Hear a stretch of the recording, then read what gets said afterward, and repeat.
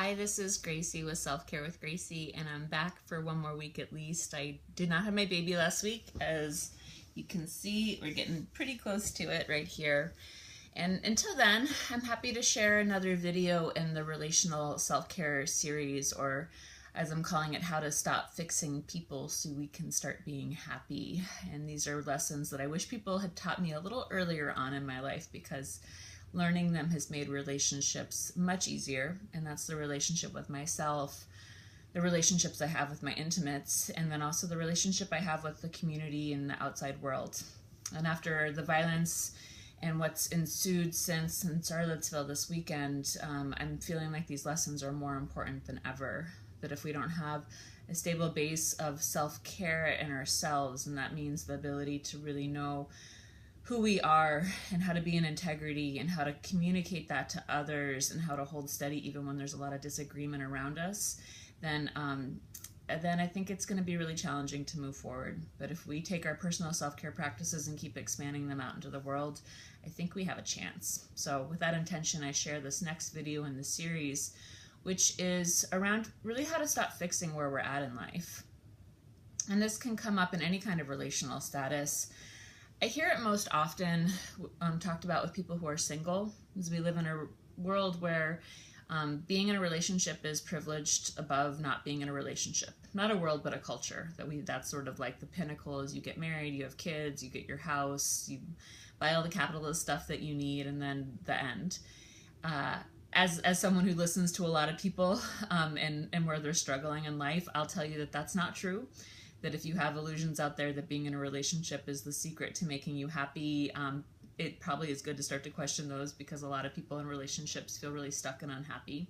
So this video is for all of us, but I'm going to talk first about how to really accept being single. And I think that's the secret for both everything that we're talking about in terms of relationships, is that when they're not making us happy, the idea is that we have to struggle and we have to create change. And I think being single was a way that I experienced this a lot.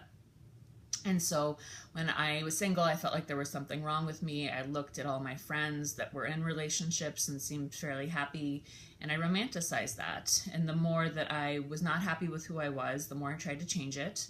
And that meant getting on the dating apps and going on strange dates with people that didn't really make me that happy, hanging out in relationships that didn't feed me, but also I didn't really want to be alone, and generally just being negative in my head around where I was.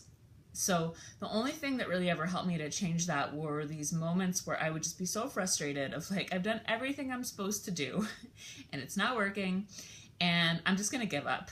And I kind of theoretically knew that I needed to do that. And I think that this idea is passed around in our culture that if you're not happy with who you are, how are you going to be in a relationship or attract the partner that makes you happy? But I wasn't practicing it. And that's where self-care comes into it, that when I got the self-care skills that I needed, I stopped trying to fix myself, because being single wasn't a bad word anymore. I was like, okay, if I'm single for the rest of my life, for these next few years, like, what can I do to make this a really happy experience for myself? And what I found I needed to do was focus more on myself. And that meant getting the healing resources I needed, going to therapy, talking through my feelings, kind of seeing where the blocks were, but also having fun. Like, I needed to plan vacations for myself and take classes that I wanted and do things that purely brought me joy. And to create a vision for my life that even if I was single, especially because I was single, that I could be really happy. And I found role models that were single, of people who were really happy, and I saw that this was like a viable option for life.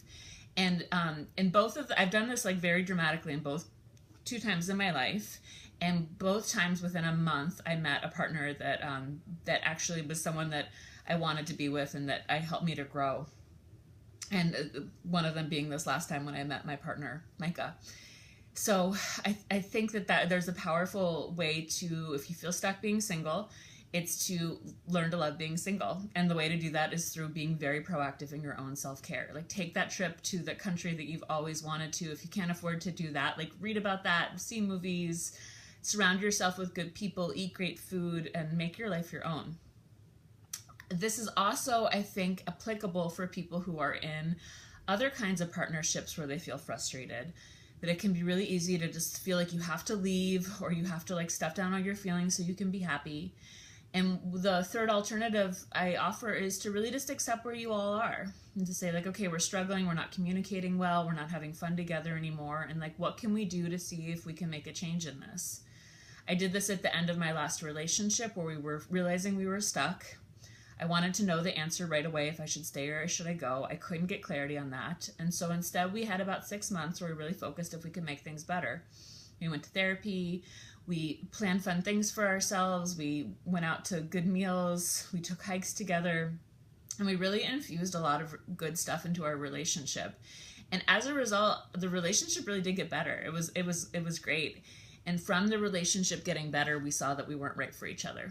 And we decided to break up from there, which was not exactly the lesson I was expecting to get from it, but I'll say that it was a really easy breakup. And we still remain decently good friends and co-parents of our dog from this day forward. And I felt like I stayed very intact in myself as we moved forward and I transitioned into being single.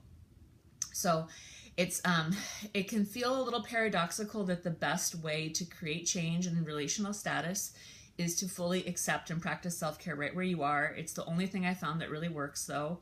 I think this also can work in our other relationships around our parents and our coworkers, just seeing if we can go have a drink together after work and have a good conversation if it's a coworker, or with our parent, like planning a weekend where you're just going to go away. I think some of the best conversations I ever had with my mom are when she came on a retreat that I led in Bali, and we spent a weekend just relaxing on the beach together. And so self-care means a lot. It goes a long way in a relationship. If you feel very invested in fixing yourself, fixing someone else, see if you can use a little bit of that energy into actually celebrating and enjoying your life. You're allowed to do that. You're worth it. And I look forward to hearing your thoughts, your ideas, and the ways that you practice this in your life. So I hope you have a good rest of your day. Take care of yourselves. Bye-bye.